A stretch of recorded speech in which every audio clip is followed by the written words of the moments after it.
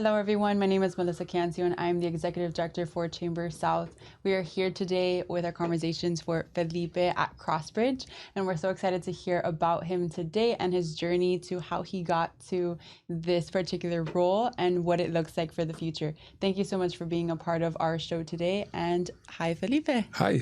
Glad to be here. What does it look like for you? I know you have some information about what it looks like to be a Crossbridge member in that aspect, but also how you've kind of grown, what it looks like today. What has the journey been since you started? Let's start at that. Basically, my wife and I, we moved to Miami in 2008. And we took over a church. I'm a pastor, by the way, if I haven't said that, or if that wasn't explained. Yes, I'm a pastor. And we moved in 2008 to Miami to take over a Presbyterian church on the corner of Ludlam and North Kendall Drive. At the time, it was called Emmanuel Presbyterian Church. And the church was dying, it was dwindling down in numbers. And they got to the point where they thought about selling the assets, maybe even to Gulliver, who was our next door neighbor. And someone convinced them not to do that, but to give it another shot. And so I came in and I replanted or relaunched Emmanuel Church as Crossbridge Church.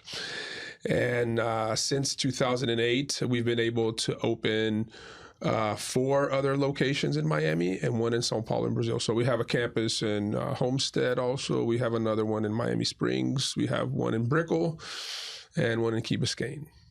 And so I've been a pastor of Crossbridge Church for 16 years, and we've been around for 16 years. Where did you move from when you moved? At the time, I had moved from a town in Brazil called Recife. It's on the northeast coast. Before that, my wife and I, we lived in Charlotte, North Carolina. So my wife is from Charlotte, North Carolina. And we had been 5 years in Brazil after our season in Charlotte, North Carolina. Yeah. And it was from Brazil that we moved to Miami. So where did Crossbridge start then for you? Well, Crossbridge started here, this idea of building a church that would speak to the needs of the growing and changing demographics of South Florida. The history has been that, not just here, but it's a global phenom that Christians sometimes have a hard time contextualizing the truths of Jesus, the way of Jesus, to the culture, and therefore Christianity sometimes it tends to lag behind the cultural changes. And that's why that church, Emmanuel Church, had been struggling for years. And so our challenge was to say, hey, if we were to start something here that would really benefit the people that live here in South Florida, that brought hope to them, that ushered in the reality of the possibility of a new life, gave them a vision of what it means to be a good neighbor to people here in the city, that sought to promote positive change in the city and in their neighborhoods. What would this church look like? And so we started asking that question. And so Crossbridge came out of those questions being asked in a group of about 22 folks. And so in the fall of 2008, September of 2008, we launched Crossbridge Church.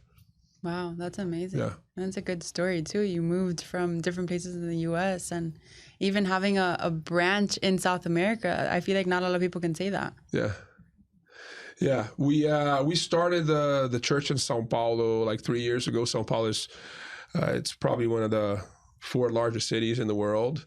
Yeah. It is the largest city in Latin America. And, I think Mexico City and Sao Paulo compete in terms of size and density and influence and that sort of thing. But there had been a pastor that I had mentored for years who was in Rio at the time, and he wanted to move to Sao Paulo to start a branch of Crossbridge. And we came alongside, gave all the support, and the church is strong there in Sao Paulo. Yeah. So you've been able to kind of grow everything Crossbridge then and kind of see what it looked like from beginning to now and see what the future holds of that. Did you do that by yourself? Did you do that with other friends? Like, how does that look like? No, I did that with a team. The number one person in my team is my wife. My wife Shout out to your wife. Yeah, Beth. She's a mental health therapist, counselor. And so she's a very wise woman, and she has a heart for God and a heart for people. And so we've always had kind of like that mission within our marriage, which has been to serve God and serve others. Since the day that we got married, we had that impetus. And so she's my number one teammate. But then others have come alongside us, both on the mentoring aspect, kind of coaching and mentoring us alongside of this, what we call like a spiritual entrepreneurialism. So then others have joined the team and have shared the load with us. Some come in with expertise in communication, others with arts and worship, others with community development, that sort of thing. And then that makes the Crossbridge team what it is. That's pretty amazing. Yeah. It's neat to kind of bring in too, because you're bringing it into a whole melting pot of what it is to be in Miami. Yeah. And so I guess her experience, even moving from North Carolina, or maybe you were the influence for that. What did that look like in terms of your transition in life and then going into Crossbridge and kind of making it what it is now? Okay. So let me tell you a story. I moved to the U.S. when I was a year old. My parents moved to Philadelphia. My dad was working on a master's degree. And my mom couldn't handle the cold weather. And so a couple years later, we moved back to South America. And then she told my dad, said, hey, if you're going to continue that master's program, I can't go to Philadelphia. So my dad found a school in Atlanta. And then we moved to Atlanta. And I lived in Atlanta until my fifth grade year. Then we moved back to Brazil, and I was there for, middle and high school. I met my wife in my senior year of high school. She was down there. In Brazil. She came down for a mission trip, like one of those church mission trips. And so we met. And we dated long distance for 4 years. I went to seminary. She went to college. She went to Appalachian State. And then we got married, moved to Charlotte. We were there for a season, 4 years. And then we moved back down to Brazil, and now we're here in Miami.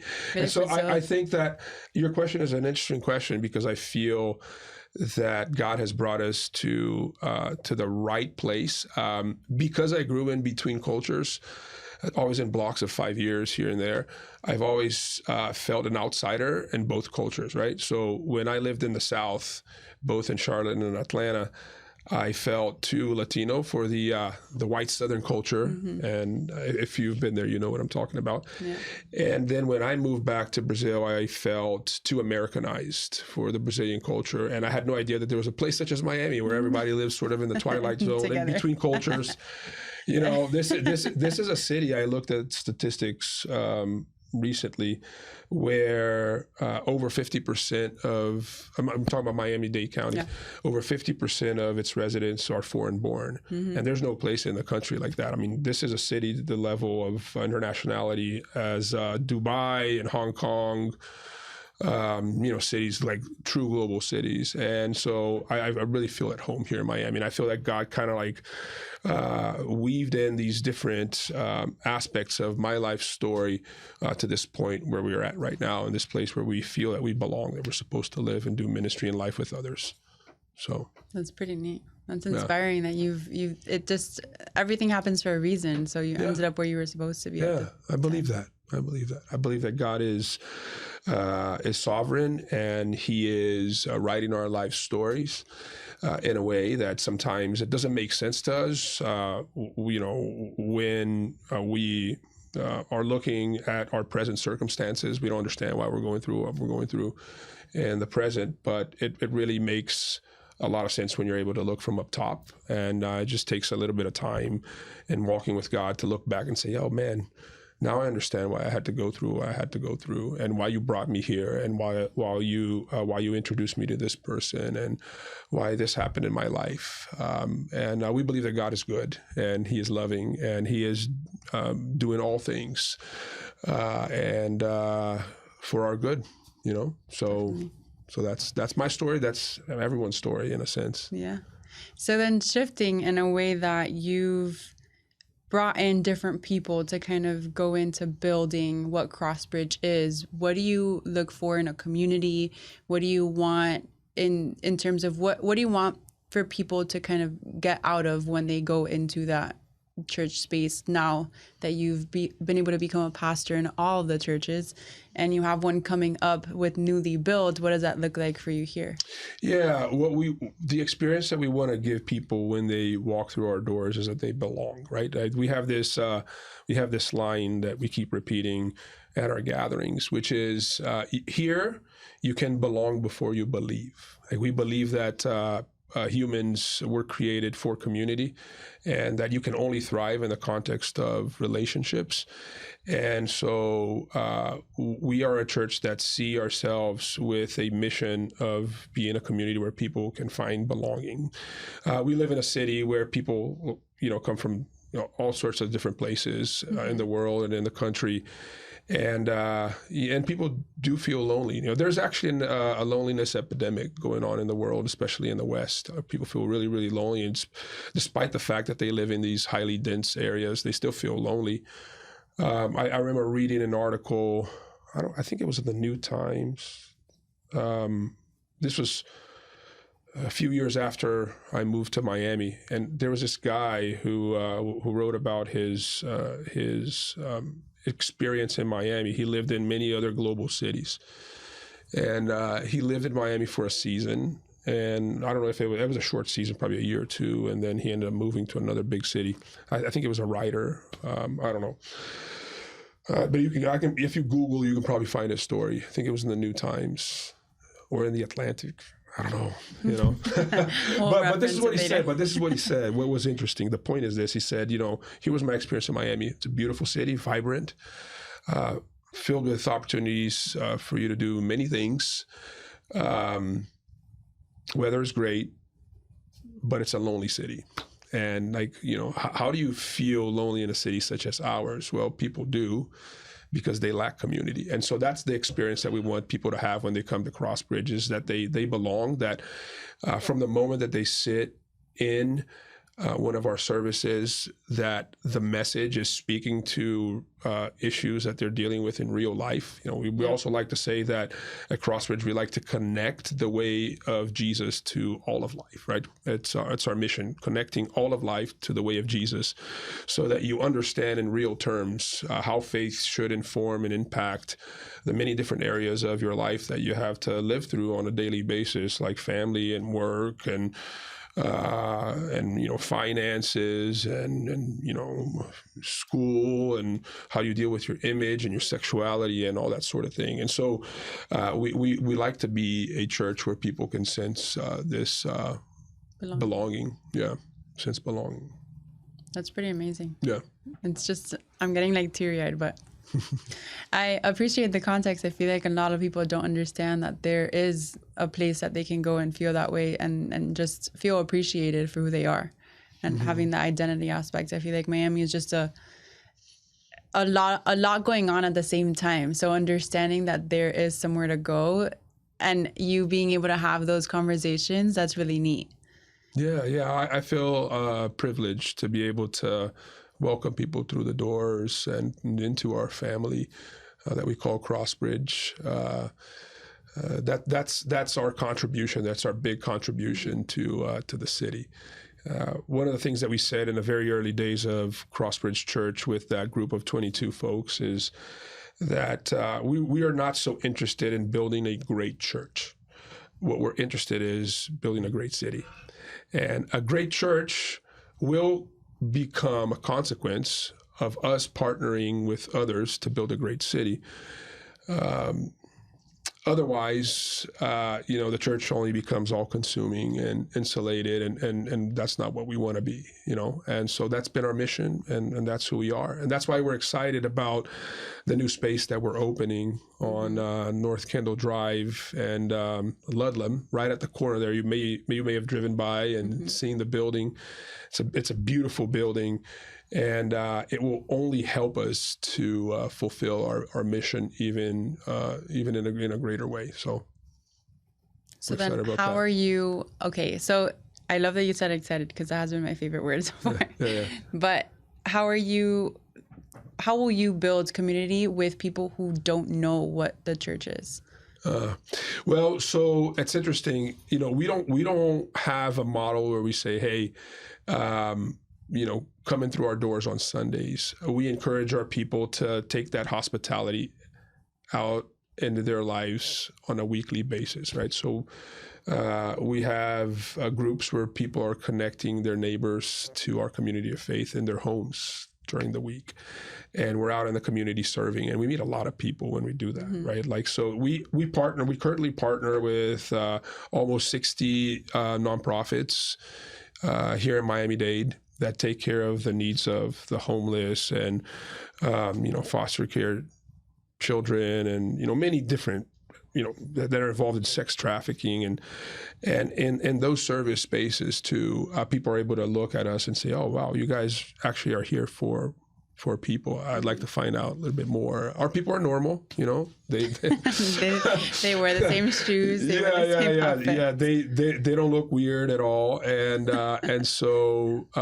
they're very hospitable and welcoming, and that's really what does it. It's not so much the open doors, the big open doors on Sundays, but it's like the small doors on a weekly basis in everyone's home and life.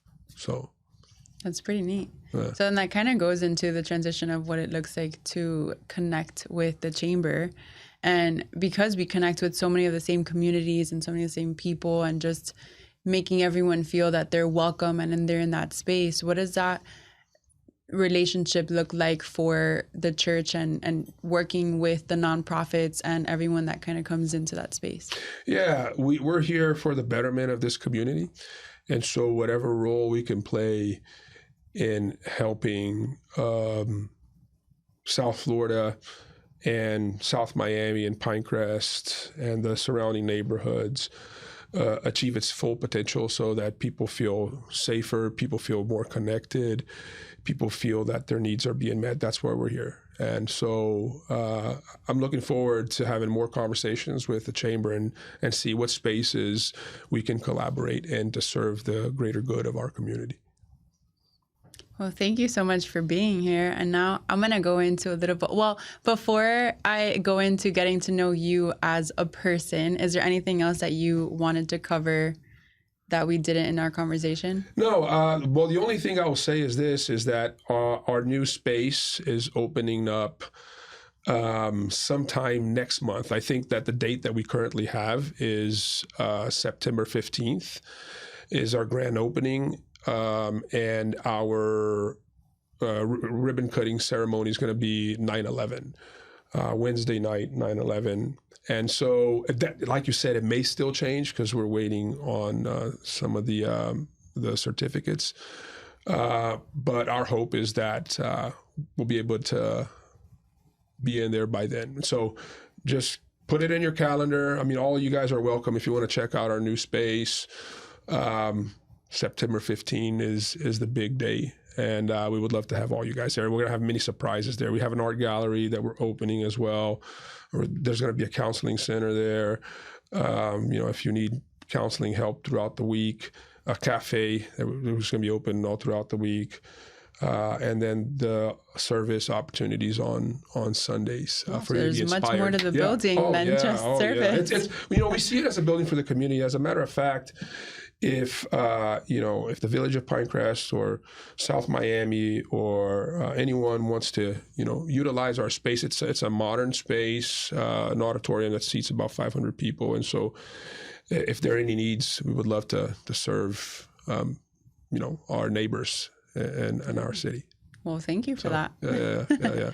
500 people is a lot of people to fit in that building. Oh, yeah, so yeah. the new construction must be amazing. Yeah, it is. It's the newest church building, I think, built here in Miami-Dade in the last, that's what I heard, in the last 15 years. Wow. But not I believe Catholic, it. Protestant, building. Yeah. That's what I heard. I may be off there, but that's the information I got. So it's exciting. Yeah. We believe them. Yeah.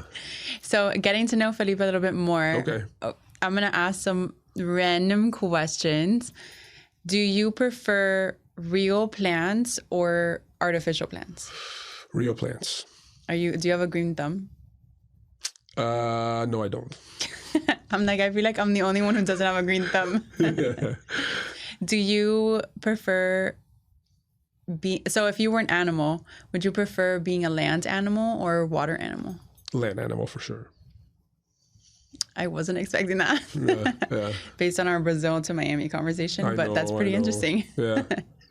Yeah, I don't see myself I love the ocean. I love living by the ocean, but I don't like scuba diving, that stuff. I mean, I surfed for a little bit when I was growing up, but that was not my biggest passion. Yeah, I would probably be a land animal that would probably live near the water, Got it. Some so sort like of a animal frog? like that. No, more of like, I don't know. What would it be? An elephant. Do elephants live near the water? I don't know, but they go towards the water a lot. Like pigs and hippos. What are you saying about me? Nah, I'm giving you like land to. I'm just kidding. Okay, a giraffe. Is that better for you? Yeah, maybe like, okay, so here's the thing. My in-laws live in the Outer Banks. And I don't know if you've ever been to the Outer Banks, but they have these wild horses in the Outer Banks. By the water. By the water, yeah. They run in these, they live in these little islands in the Outer Banks is like so you'd rather be like a muscly animal. Yeah, so these wild horses. And it's interesting, my name Felipe means the one who is the friend of a horse. You know that? No, but that's probably why. Philos in Greek is friend. Okay. And, like Philadelphia, Yeah. That's the city of brotherly love. So Philos means friend, and hippos means horse. So Philos, hippos, Filipos. So yeah, I'll probably be a horse, I would say. Yeah. I love the follow-up question to that question. Okay, when you're sitting in a plane, do you prefer the aisle seat or the window seat? You didn't even flinch. Well, I have long legs. I'm 6'2", and I have really long legs. You can't see it in the camera, but I like to stretch, and I feel like whenever they're not rolling the cart down the aisle, I can always stretch my legs. And hit your elbow. Yeah, I get an extra stretch there. So some people say, and I don't want to be trapped either. So it's yeah. So you make your wife sit in the middle. I don't make her do stuck. anything. Just for the record, she likes to sit next to me, and she understands that I like the aisle. So she's not winning. What here. we usually do is this. The truth is, when we book seats, the aisle. Yeah, we book the window and the aisle, and not the middle seat, because I don't know if this works, but some people when they look at the seat map, they're like, "Oh, I'm not going to sit in the center seat."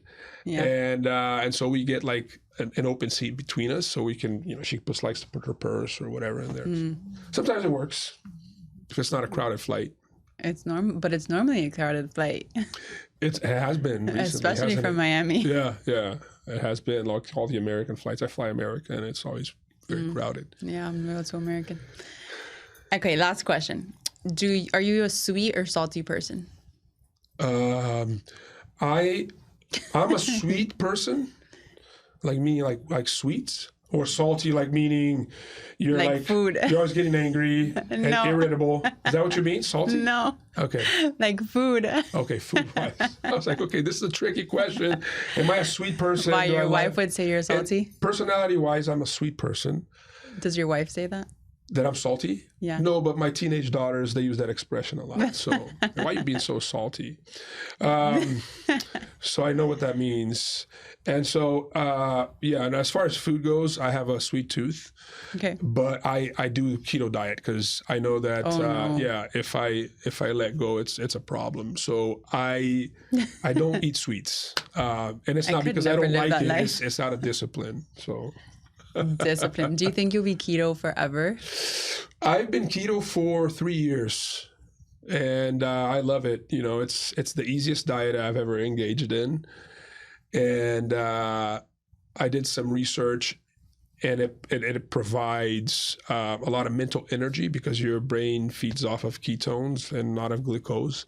And so it has worked for me. It doesn't work for everyone. It didn't work for my wife. I have some friends that tried it and did it for 6 months and had great results, but it didn't work for them long term. But it's worked for me. So. And on that note, we're not trying to convince everyone that they need to be on a keto diet, but maybe it might work for you. So thank you so much, everyone, for being here on Chamber South Spotlight and listening in. We have another episode coming in, and we are excited to get to know Felipe more on his journey to Crossbridge.